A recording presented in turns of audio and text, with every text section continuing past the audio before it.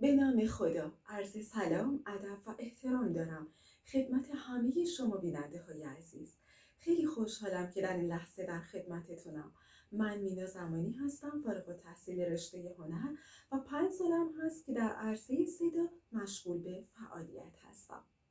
روزی که دانش لب آب زندگی می کرد، انسان در تنبلی لطیف یک مرتع با فلسفه های لاجوردی خوش بود. در سمت پرنده فکر می کرد، با درخت نبض او می زد. مغلوب شرایط شقایق بود. اما آب، این گوهر ناب که صدای اون سرود زندگیه.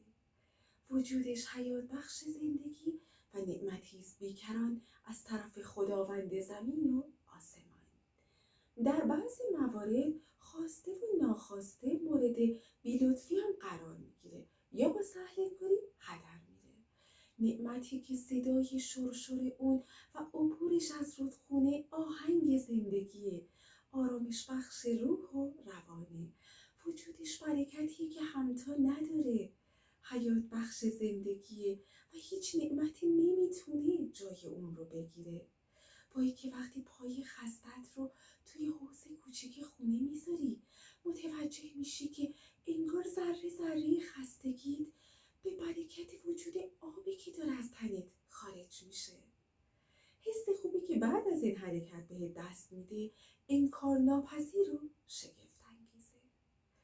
این آب روون از لابلای نهالای تازه کاشته شده یا درختای سر به فلک کشیده عبور میکنه و باعث رشد، شکوفایی، سرسبزی و قد کشیدنشون میشه. همون درختی که وقتی کشاورز بعد از کلی کار و تلاش میخواد یه استراحت نیمروزی داشته باشه، زیر سایش میشینه و بهش تکیه میده و به حاصل زحمات هر روزش نگاه میکنه. اما خب یه وقتایی هم مورد بیمهری و بی‌توجهی ما قرار میگیره. چطوری؟ خب معلومه، با استفاده نابجا و هدر دادن. وقتی یه نفر برای جابجا کردن برگی که روی زمین افتاده به جای جارو از فشار آب استفاده میکنه تا اون برگ رو به سمت دیگه هدایت کنه، واقعا چقدر آب مصرف میشه؟ یا مثلا شستن ماشین، حیاط و فرش با آب شهری تصفیه شده، چقدر باعث هدر رفتن آب میشه؟ گوهر نابی که قطر قطرش ارزشمنده و شاید همون لحظه که داریم از فشار آب لذت میبریم که وای چه پرفشار داره از لوله خارج میشه.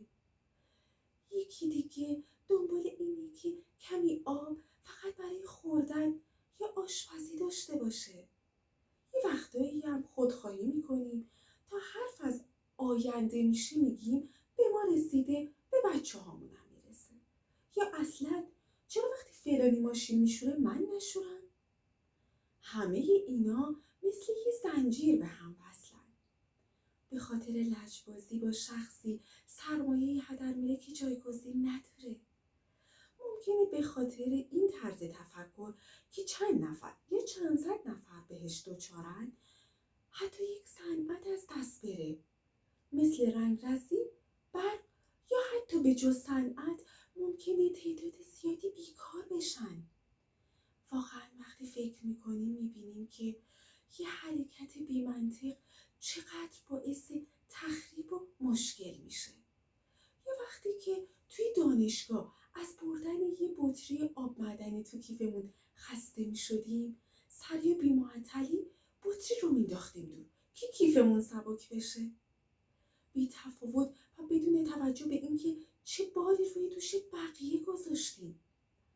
در کل دونستن این موضوع که برای هر قطره آبی که استفاده میکنیم چه زحمت‌ها و انرژی‌هایی صرف شده دور از ذهنم نیست. نه تنها آب، بلکه هر چیزی باید درست، بجا و عادلانه استفاده بشه تا همیشه در دسترس همه قرار بگیره.